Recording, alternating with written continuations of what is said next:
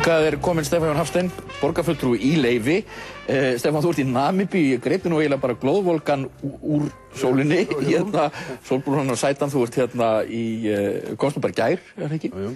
Ég fékk þig nú hingað ekki til að tala hjálparstarfið í Namibíu sem ég veit að er mjög merkilegt, en það eru þessi borgarmál, þessi atburðar í borginni.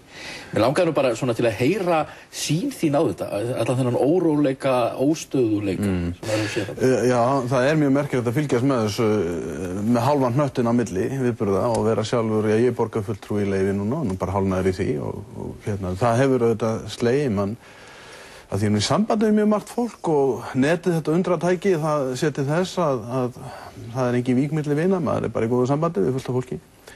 Náttúrulega fólk er yfir sig hneyslað og þetta hefur leitt af sér stjórnmálakreppu tel ég. Þetta ástand núna þetta kjörtímabil og reyndar á fyrra kjörtímabil líka hefur leitt af sér mikla vantrú fólks á stjórnmálamönnum, kjörnum fulltrúum í borginni. Það er stjórnarkreppa í Reykjavík núna. Borgin er stjórnlaus, de facto, og ég get alveg fært rök fyrir því.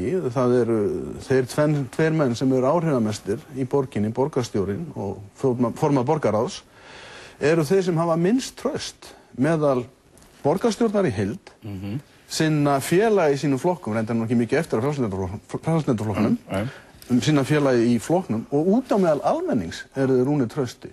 Þetta er stjórnarkreppan í borginni. Hún leiðir vegna þess að það er ekki leið út úr henni stjórnmálakreppu. Við getum ekki haft Reykjavíkurborg stjórnlausa áfram.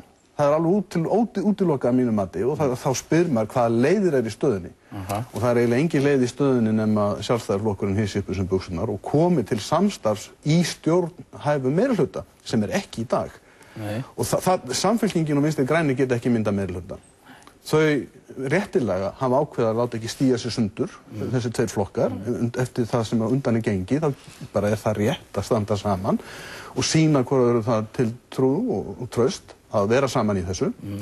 Sem þýðir það að mínu mati, eini starfhæfi meirihluti sem eftir er að Sjálfstæðisflokkurinn klári sín innanhúsmál, gerir sjálfan sig stjórntækan og komi starfsstjórn síðustu 2 ár kjörtímabilsins með Samfylkingu og Vinstri grænum.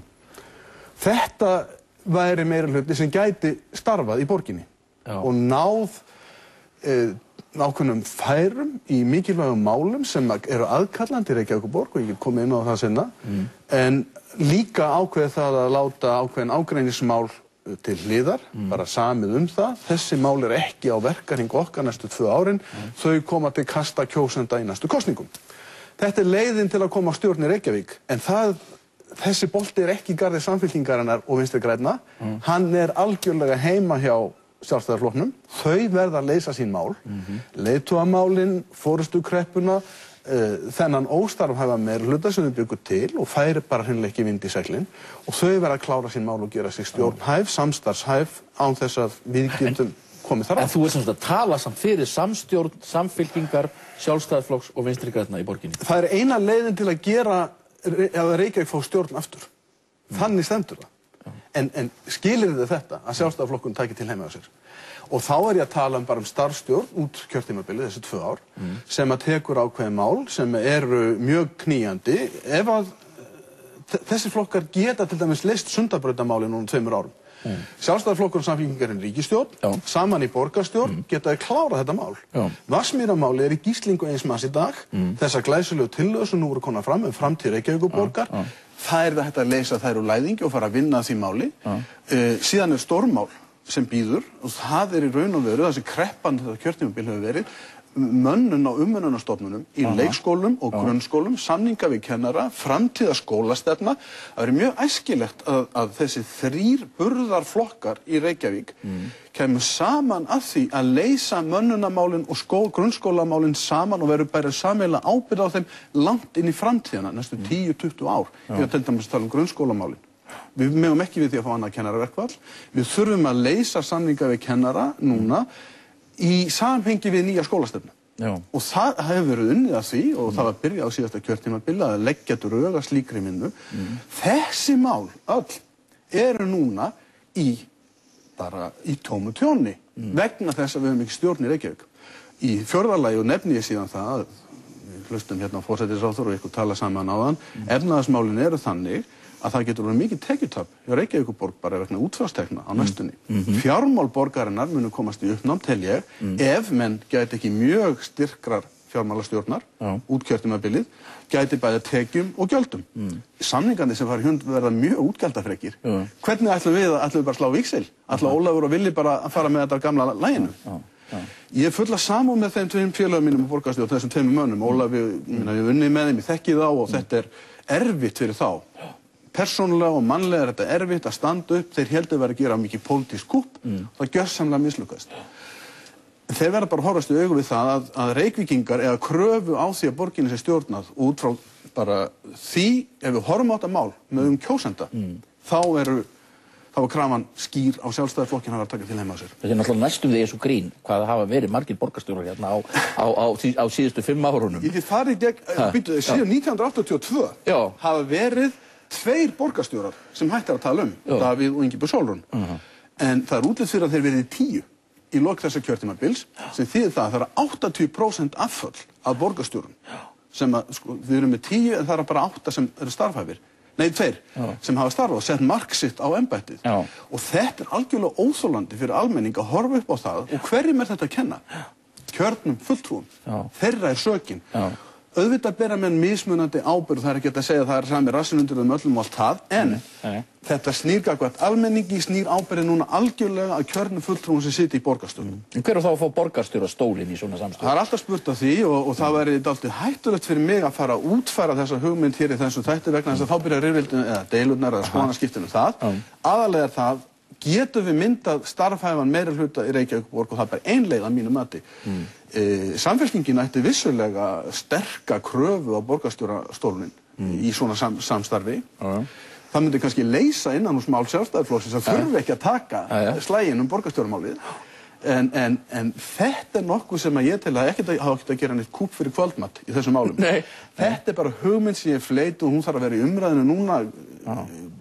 Forsætisráðherra ætlar að gefa Villa viku til að hugsa sig Hann sagði nú hérna áðan að þetta gleymdist nú fljótt. Ég held ekki. Við getum ekki treyst því að borgin bara verði látin reka hér á reiðanum í 2 næstu ár eins og þetta kjörtímabil er ónýtt og síðan að fólk hefði gleymt í næstu kosningum. Sjálfstæðisflokkurinn getur ekki treyst á það. Ég held að við munum nógu margir til að minna það á. Ég veit ekki hvort við höfum tíma til ef við rifja sögu borgarstjóra og delna innan borgarstjórna síðan 1982. Þegar Davíð hætti kölluðu Markúsinn, hann fekk engan stuðning. Árni Sigfússon tók við 77 daga sem kosningatryggs. Það voru 3 borgarstjórar, maður hélt að það með þetta seint slegið. Ingibjörg Sólrún tók við 2 kjörtímabil. Hún hafði ef einhver í 3. kjörtímabili stórkostlegt umboð frá kjósendum. Hún var rekin. Árni Þór Sigurðsson ætlaði að vera borgarstjóri í Reykjavíkurlistans. Reyndi að koma sér að þar. Þórólfur fór af ástæðum sem við þekkjum öll. Það var mjög erfitt mál. Krísa í kringu það. Steinunn Valdís var tekin inn. Hún var þarna í smá stund. Síðan koma kosningar og þá fer taka klækjastjórnmálum völdin. Björn Ingi og Ólafur F. leiku 2 skjöldum í stjórnarmyndunarviðræðum, meirihlutaviðræðum, bæði við Samfylkingu og Vinstri græna. Það endaði sá meirihluti fæddist undir óheillastjörnu. Hann sundraðist undir ennþá meira þrumuskýi og var til þessi 105 daga meirihluti dags og síðan taka við þessu ósköp sem er í dag og það vona fólk segi þetta gengur ekki og það eru 2 lögmál sem eru brotin. Það er annars vegar lögmál lýðræðislegt umboð í þessari löngu sögu. Fólki sem hefur umboð, og ég glemdi núna að tala að því að forsætisráðherra var hérna aðföruna Ingu Jónu innan Sjálfstæðisflokksins þegar Björn Bjarnason leiddi flokkinn til hamfaranna þar. Þannig að það er aðförun að lýðræðislegum reglum, þær eru ekki virtar. Það er vanvirðing á lýðræðinu og þessi óheilindi sem eru gegnum gangandi og hafa náttúrulega aldrei verið meira en á þessu kjörtímabili. Og þetta getur ekki liðið. Það þarf, eins og Hannes Hafstein sagði þjóðskáldið núna, strikum yfir stóru orðin. Við þurfum að stokka upp á nýtt í reykvískum stjórnmálum og það er bara ein leið. En Sjálfstæðisflokkurinn heldur okkur í gíslingum með sínum innanmeinum og meðan getum við hérna ekkert annað sagt heldur en hvað eiga Reykvíkingar og hvað Reykjavíkurborg lengi að þjást. Þú vitnar í Hannes Hafstein, hann er pródusentinn minn, Raka. Það má sjá svipmót Hannesar Hafstein í henni, þessari góðu konu sem heldur hér stjórnvölinn og þið líka, hendi ég takk fyrir Stefán, gaman að fá þig hingað frá Namibíu, þú ert að fara þangað aftur. Já, ég er farið til Malaví núna, þannig að ég er ekki að tala hér út af einhverjum persónulegum metnaði, heldur bara að koma svo framfæri hér við Reykvíkinga, við þurfum að taka okkur tak. Allt í lagi, þetta er búið í dag, takk fyrir.